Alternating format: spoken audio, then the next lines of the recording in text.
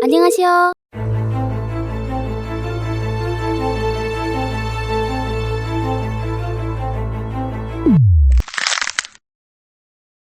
안녕하세요. 저는 꽃보다 남자에 출연 중인 진선미 중의 선을 맡은 장자연이라고 합니다.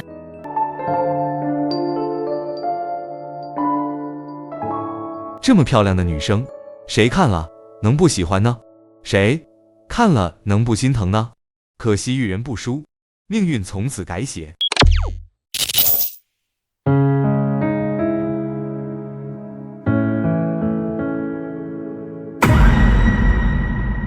被遮蔽的真相。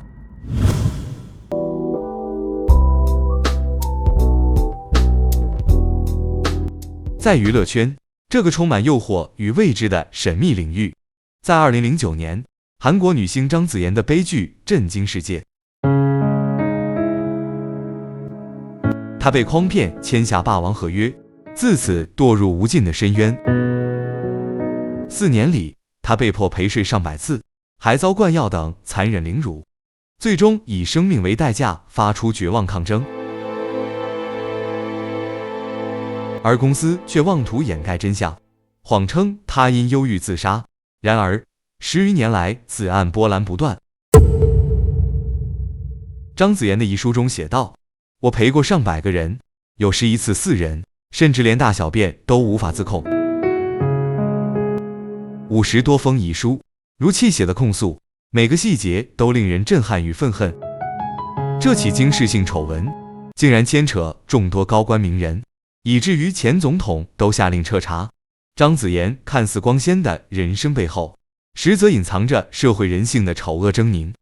今天，让我们一同踏入张子妍的世界，探寻那令人痛心疾首的真相，揭开娱乐圈那见不得光的黑暗角落。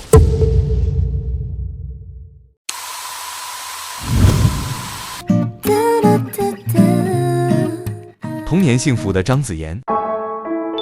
于1980年1月25出生的张子妍，从小在富裕家庭成长，她有个哥哥和姐姐，也是家中的掌上明珠。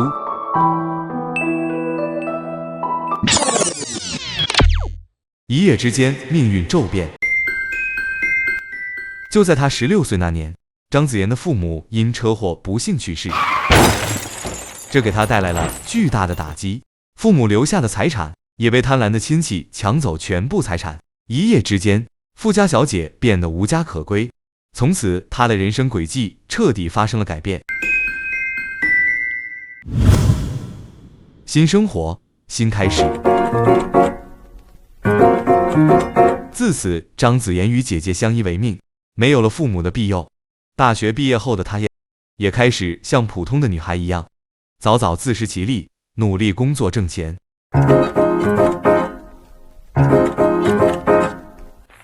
后来又去到了韩国大学新闻与广播研究生学院学习。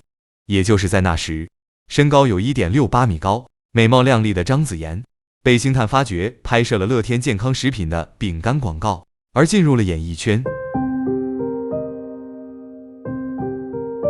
噩梦的开始。这则乐天健康食品的广告让她一炮而红，不仅拿到了丰厚的报酬，而且也正式迈入了娱乐圈。同年的2006年，她因为在电视剧《我的爱小丑蛋》中精彩的表现，得到了经理人金承勋的认可。假醒醒的金承勋不但说服张子妍不介意她没有演出的经验，而且会帮助她接到更多的演出机会和学习。就这样单纯的张子妍顺利签约这家的 Contents 娱乐公司，却没想到从此走上了不归路。霸王合同，经纪人金承勋诱骗张子妍签下一份有效期为10年的合约，其中规定张子妍必须无条件服从公司安排的工作，否则将面临高达10亿韩元的违约金。初入娱乐圈的张子妍看不懂合约中的弯弯绕绕，只以为是天降良机，便火速签约。殊不知，这份合约完全是霸王条款，暴露了金承勋的肮脏用心。丧心病狂的金承勋金承勋手持那份不平等的合约，开始对张子妍展开了肆无忌惮的压榨。陪酒、陪睡客人，成了张子妍逃不开的梦魇。她曾勇敢的反抗，可等待她的却是被关在黑暗的房间里遭受暴打。她一心想红，然而她从未想过要用出卖自己身体的方式去换取成功。可命运却将她逼入绝境，那高达天价的10亿韩元违约金，根本是无力支付这笔巨额款项，更不想让姐姐为自己担忧，为自己背上沉重的负担。于是，她只能默默地忍气吞声，独自承受着这一切长期的无助与残酷的压迫，在她的身心上刻下了难以磨灭的创伤和精神压力。豪宅变 VIP 招待室，张子妍就像一棵被公司疯狂利用的摇钱树，因为她容易屈服的性格，让公司开启了疯狂操作。Stop。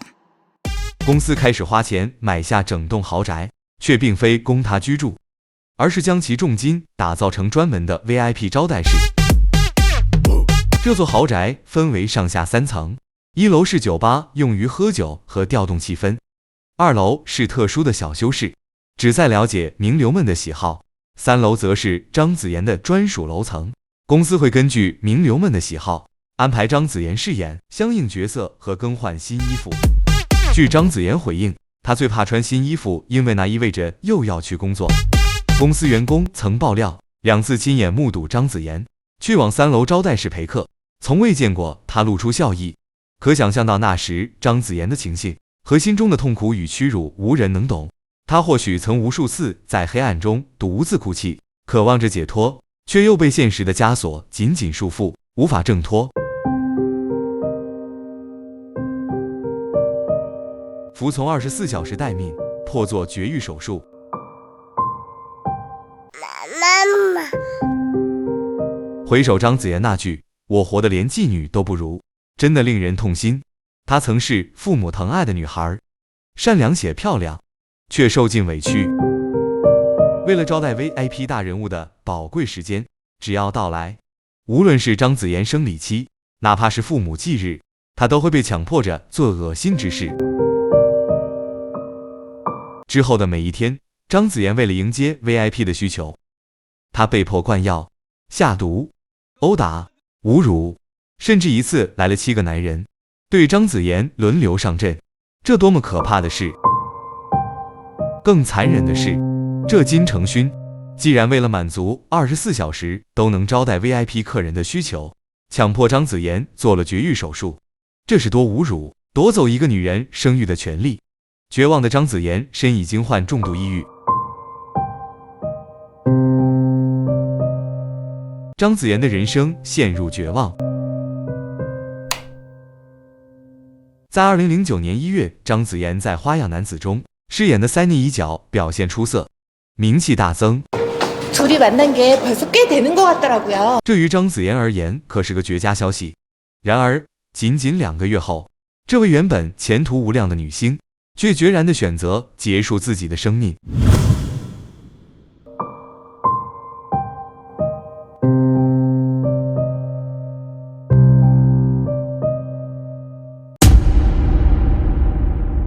2009年3月7日，张子妍在京畿道盆塘的家中上吊自尽。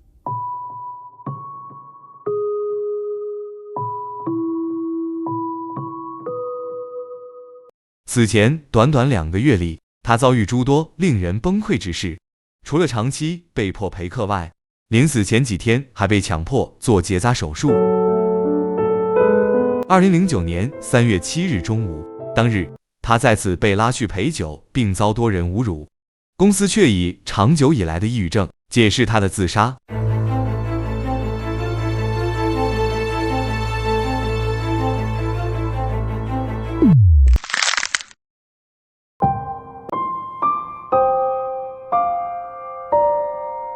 迟来的内幕消息，张子妍的遗书在她去世2年后的2011年被韩国 SBS 电视台公布遗书。记录中，她在2005年至2009年间被迫向31名男性提供了100多次性服务，其中还涉及30多名韩国重要政经界人士。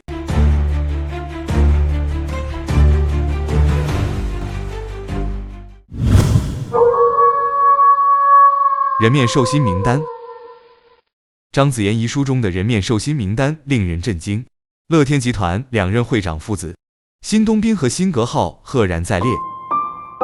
50多岁和80多岁的他们，多次逼迫章子妍提供性服务，甚至一同进行。章子妍本以为乐天是贵人，却不料成了性嘲供对象。韩国某知名烧酒品牌会长也被点名。他带章子妍出国旅游，竟称1000万韩币是买饭卷钱，如此大言不惭的理由，引发民众强烈反弹。2008年3星公主李富真和任佑宰离婚案，让章子妍案被重新提及。原来章子妍在自杀前9个月，曾与任佑宰密集通话35次，因为号码以李富真名字登记，而让任佑宰逃过调查。안녕하세요。伪造假遗书。章子妍在遗书中竟指控了31位如禽兽般的 VIP 大老板。2011年3月，在他离世2周年之际，韩国 SBS 新闻台公开了这份 VIP 大老板名单遗书，引发轩然大波。然而到了年底，剧情却发生反转，又出现50多封亲笔信，信中对章子妍被侵犯的过程描述极为详尽。可谁能想到，后来这些遗书竟被证实是伪造的，伪造者竟是一名因性侵入狱的犯人。他自称是章子妍的朋友，模仿其笔记写下共计230封信，但章子妍的亲人朋友均表示根本不认识此人。至此，所谓的遗书最终被认定为虚假内容。真的31名恶魔名单。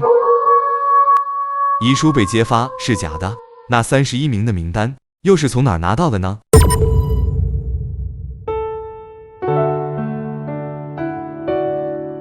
被同行艺人出卖。李美淑曾是 The Content 娱乐公司旗下艺人，也是章子妍的前辈。李美淑为解约，转投前经纪人刘长浩的公司，双方因解约闹上法庭时， The Content 称掌握李美淑被俘与小17岁男生的不伦恋证据。为掩盖丑闻，李美淑联手刘经理出卖单纯的章子妍，他怂恿章子妍写下被迫卖淫事件及名单，声称可助其解约且无需章子妍出面。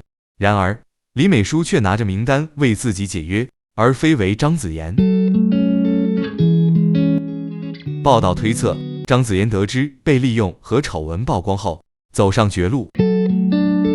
不难想象，章子妍在当时的处境下，必定伤心至极，绝望透顶，被公司欺负，又被同行之人无情利用，命运对她何其残酷。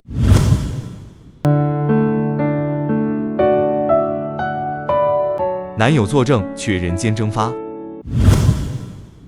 章子妍生前的男友朴一泽也是有情有义的男生，你有所受的委屈从没嫌弃，而不断帮章子妍跟经纪公司脱身，曾凑了一大笔钱要替章子妍赎身。由于数目庞大，未能得出结果，本来他也要出庭作证，但却在关键时刻离奇失踪。由于事件没有证人，最终导致案件不了了之。3年之后，记者在国外再度遇见朴一泽，未提及与章子妍的关系，直接改口称不认识章子妍。记者们怀疑朴一泽是在韩国受到威胁，才不敢出庭作证。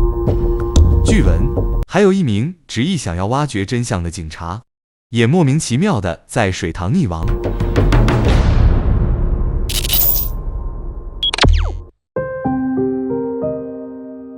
同门师妹作证，逼到躲到国外。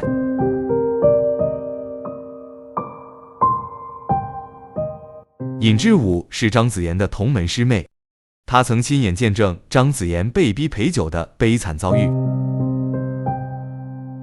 章子妍自杀案发生后，尹智武作为证人接受警方调查，然而作为证人遭跟踪。在演艺圈内惨遭封杀，压力大到躲到去加拿大。值得一提的是，2019年张子妍案的诉讼期将于3月底结束，关键时刻，尹志武毅然再度挺身而出，强烈要求检方将张子妍一案的公诉期延长至25年，只为给死者讨回公道。他在13次证言一书中更是大胆揭露了当时调查的内幕。当年21岁的他就感受到不公正，还向警方叙述目睹张子妍被性骚扰，但警方似乎对此并未予以足够重视。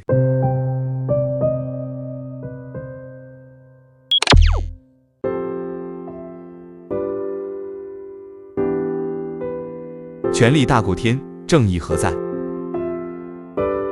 张子妍案件曾引发韩国民众的滔天愤怒，57万人联手请愿，只为给死者讨回公道。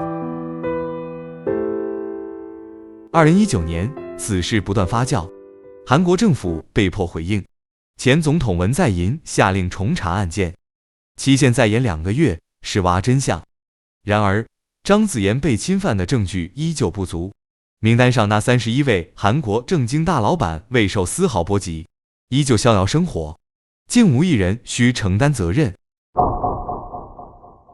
最终，法官再次以证据不足结案，仅对经纪公司金承勋和前经纪人作出轻微惩罚，分别判处4个月和1年监禁，罚款2400万韩元。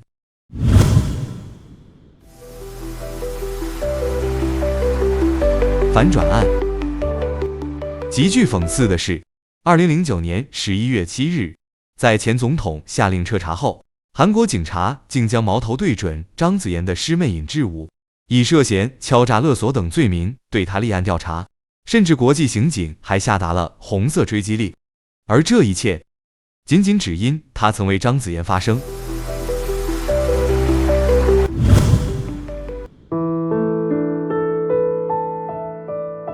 禽兽经纪老板13年后告政府。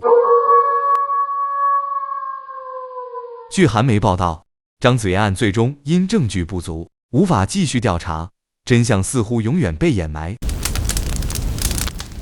然而，在这一过程中，并非人性的金承勋竟提告政府要追讨100万新元。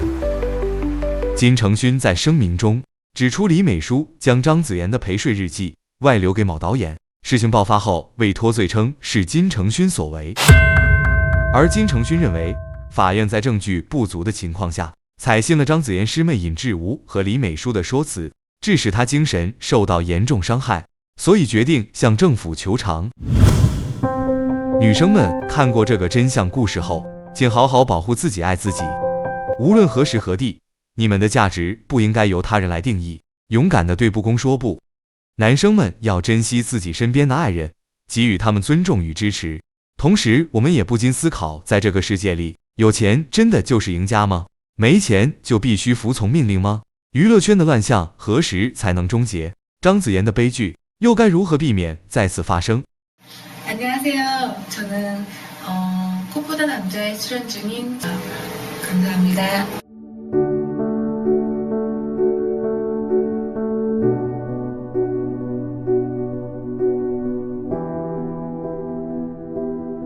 둘이 만난 게 벌써 꽤 되는 것 같더라고요.